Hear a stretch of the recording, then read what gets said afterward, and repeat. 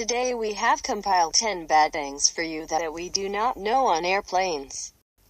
The airplane is a feat of modern engineering, a symbol of humanity's ongoing innovation, a gateway to anywhere in the world, and a condemnation to screaming babies. A constant whirring drone in a megalopolis of bacteria. Whichever you choose to believe more in, these top 10 terrifying facts show just how skin-crawling the fruit of our modernization can be. Every plane crash is unique, and the safest seat is impossible to calculate until the wreck actually occurs. The most advantageous position will be dependent on the type of accident. It varies if the jet succumbs to a nosedive, rolls, or land on water. However, estimations have been made on the most secure place to be. In 2012, a group of researchers used an uncrewed Boeing 747 replete with crash dummies and crashed it in an attempted emergency landing into the Mexican desert. The front of the plane was found to fare the most poorly. The cockpit was mangled, some seats were flung hundreds of feet, and because of the sheer destruction, live passengers would have likely been seriously injured or killed. These findings are supported by a 2015 analysis by Times Magazine of the Federal Aviation Administration's CSRTG aircraft accident database. They found that the middle seats near the rear of the plane had the lowest fatality rates, at 28%. This is in comparison to a rate of 44% in aisle seats in the middle of the plane.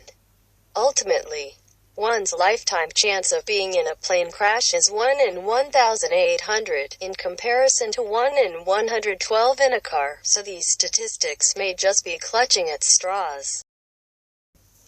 That the location people go to relieve themselves is not the dirtiest place on a plane is surely an alarming statistic. A 2015 study by Travel Math found that although flush handles had 265 bacteria colony-forming units (CFU) per square inch, there were 2 other gut-wrenching locations with even more pathogens.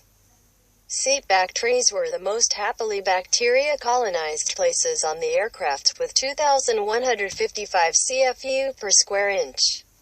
That's an eye-opening 8 times higher than flush handles.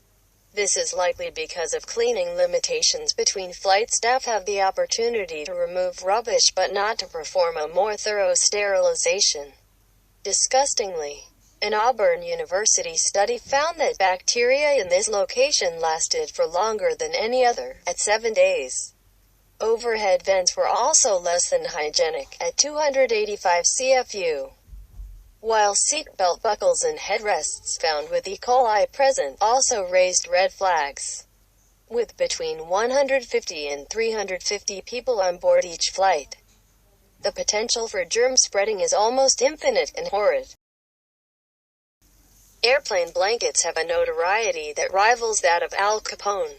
An inquiry by the Wall Street Journal's unit of investigative journalists found that the majority of these polyester fleeces are washed merely once each 5 to 30 days. On top of this, they are reused between washes for a slew of individual passengers. One lucky passenger will be fortunate enough to receive the blanket on the magical day that it is cleansed. But each thereafter will be subjected to increasing bouts of nastiness. Federal law requires that these measly quilts are treated with a chemical flame retardant. But this is a single requirement for the industry. Most people regard cellophane-wrapped blankets as being clean, but lab testing of sealed blankets has shown yeast, mold, and other bacteria. Laundry employees for one airline have also stated that only 20% of blankets, ones with distinct stains, are washed. What's worse, some airlines are charging their passengers for blankets. Take this advice and BYOB, bring your own blanket. Boredom at work is one of the most prolific issues that can plague some employees, but a plane cockpit isn't exactly the ideal place to catch some shut-eye. A survey was conducted by the European Cockpit Association in 2012. It involved 6,000 pilots being assessed for a fatigue barometer. 3 out of 5 pilots in Sweden and Norway admitted to making mistakes in their line of work due to fatigue, and in Germany this statistic was 4/5. But there were more alarming figures involved. Transoceanic flights have typically been flown by 3 or 4 engine wide-body airliners. Aviation reasoning dictates that there is strength in numbers. But these multi-engine jets are becoming extinct and are replaced by more fuel-efficient 2-engine aircraft. Modern engineering prevents engine failure from being a regular occurrence. But even if one were to fail, today's jets can take off, fly and land with just one engine. Even if dual failure occurred, a plane can glide perfectly without. Umpteen airbound travelers are aware of the unfortunate scenario: a sudden public announcement, a manning dash to fasten seatbelts and the topple of drinks to the floor.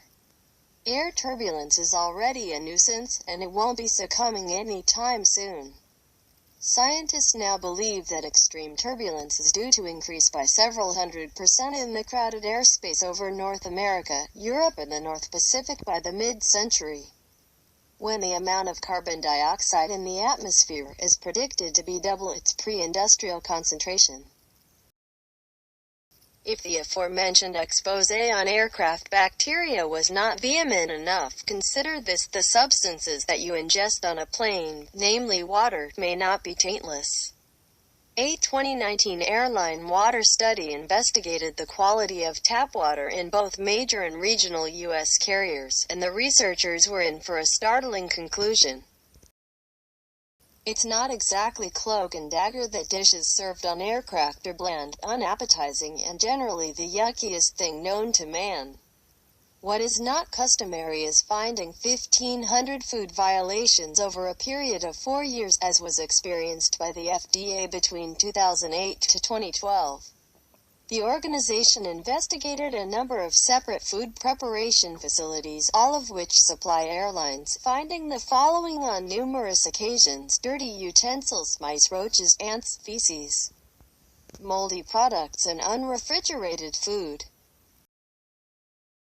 Although pathogens are indeed disgusting, they are incomparably less likely to kill you than an aflame plane.